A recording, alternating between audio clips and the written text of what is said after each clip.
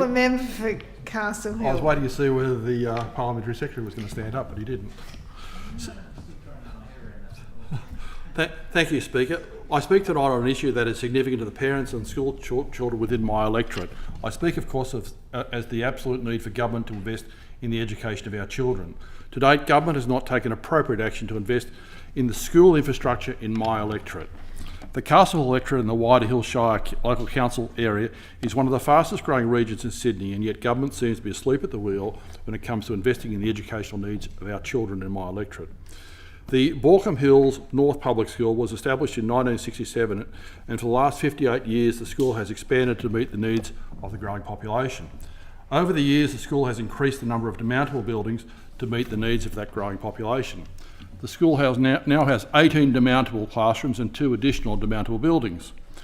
The Australian Financial Review, published on the 11th of July 2025, published some comments as to the Borkham Hills North Public School. What was published provides a staggering insight into the conditions at the school, and I'll quote from the paper. I quote, "At Borkham Hills North Public School in Sydney's outer west, space is so tight teachers have to stand in the staff room and the students have to take turns using the outdoor areas.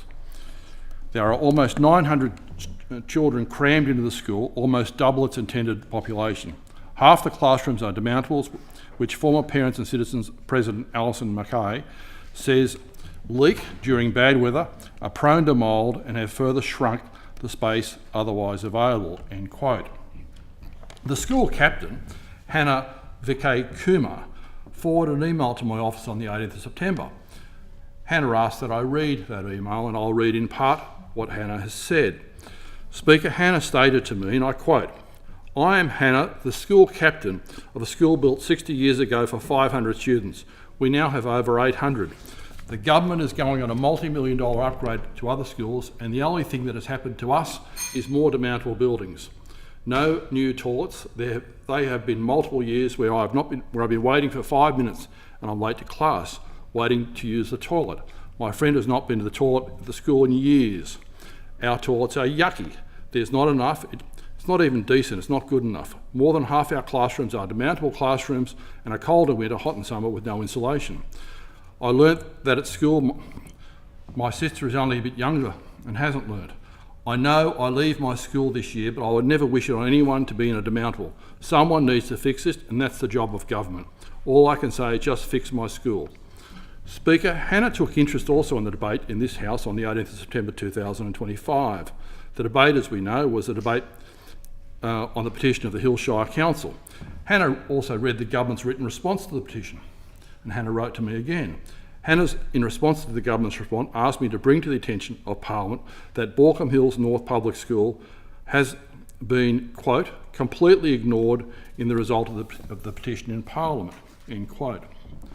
Speaker, I've asked the Minister for Education and subsequently the Acting Minister for Education to visit the Castle Hill electorate and review the development that is occurring.